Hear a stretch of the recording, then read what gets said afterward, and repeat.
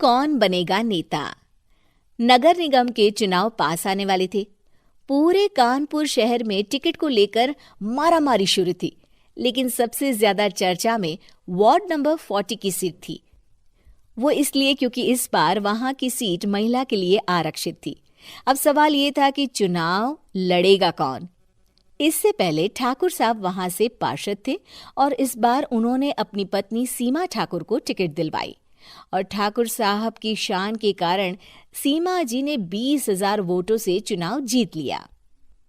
अरे बधाई हो सीमा भाभी, अब तो आप वार्ड की पार्षद बन गई हैं। अब तो हमारे काम आप ही करवाएंगी। अरे ये तो सिर्फ नाम की पार्षद बनी है, वो तो महिला सीट आ गई, वरना पार्षद तो मुझे ही बनना था।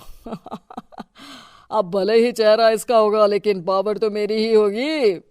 अरे वाह भाई साहब, क्या दिमाग लगाया है आपने भी। आइए आप लोग, खाना लगा दिया है सबके लिए। सीमा जी पार्षद बन चुकी थी, फिर भी उनकी एक ना चलती। सारे काम ठाकुर साहब खुद ही संभाल लेते और जहां जरूरत पड़ती वहां सीमा जी का अंगूठा लगवा लेते। सीमा जी ज्यादा पढ़ी लिखी भी नहीं थी।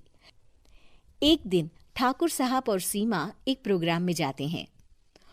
अरे ठाकुर साहब, आप आ गए। ओहो, पार्षद मैडम भी आ गई हैं। स्वागत है आप दोनों का। लगता है हमारे पार्षद फंड का सही इस्तेमाल हो रहा है। चलिए अब उद्घाटन करते हैं। ये लीजिए ठाकुर साहब कैची, आप ही सबसे पहले प्रवेश कीजिए।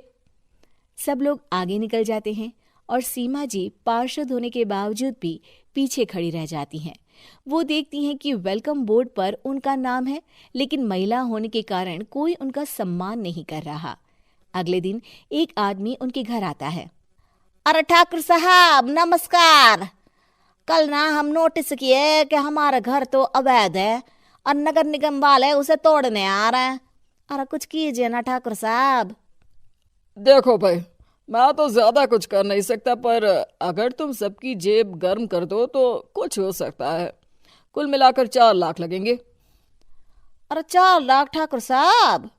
अरे भाई, मैं अपने लिए नहीं मांग रहा हूँ। दरोगा है, इंजीनियर बाबू है, बड़े साहब है, सबको देना पड़ता है ना थोड़ा थोड़ा। बोलो है मंजूर? तभी वहां अचानक सीमा जी आ जाती हैं। अरे ये आप क्या कर रहे हैं? पहले इन्हीं लोगों से तो आपने वोट मांगे, अब इनसे ही पैसे ले रहे हो। अरे चुप रहो तुम, तुम्हारा काम है सिर्फ अंगूठा लगाना, तुम वही किया करो। मुझे दूसरे काम तुम मत सिखाओ, समझी? और तुम ना जाओ, अब पैसे लेकर आओ, वरना जेसीबी किसी भी वक्त आती होगी। सब कुछ ऐसे ही चलते रहता है। एक दिन सीमा जी और ठाकुर साहब को एक लोकल मीटिंग में बुलाया जाता है। वहां पर कई और अधिकारी लोग भी मौजूद रहते हैं। अब मैं चाहूंगा कि ठाकुर साहब हमारे बीच 2 शब्द कहें। मेरे प्यारे भाइयों और बहनों, आज मेरा सौभाग्य है कि मैं आप सबकी सेवा दिन रात कर पा रहा हूं। आपने मेरी पत्नी को भारी मतों से जिताया है, इसलिए मैं आप सभी का शुक्रगुजार हूं। मैं आप सबसे वादा करता हूं कि हमेशा की तरह हमारे वार्ड में किसी को कोई तकलीफ नहीं आने दूंगा। सभी लोग तालियां बजाने लगते हैं। अब मैं माननीय पार्षद मैडम को स्टेज पे बुलाना चाहूंगा।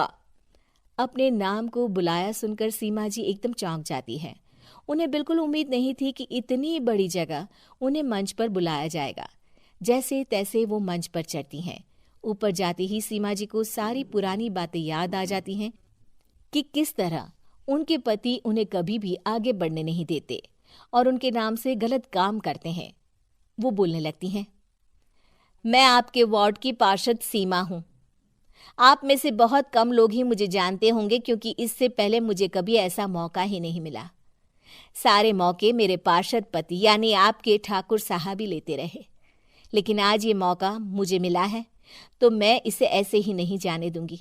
मैं आपको ये बताना चाहती हूँ कि आपके ठाकुर साहब मेरे नाम की आड़ में गैर कानूनी काम करते हैं, जिस पर अंगूठों के निशान मेरे होते थे। इसीलिए मैं अपनी गलती मानती हूँ और आज अपने पद से इस्तीफा देती हूँ, ताकि आगे से कोई गलत काम ना हो पाए। अब फैसला आप सबके हाथ में है कि आप हमें क्या सजा देना चाहते हैं।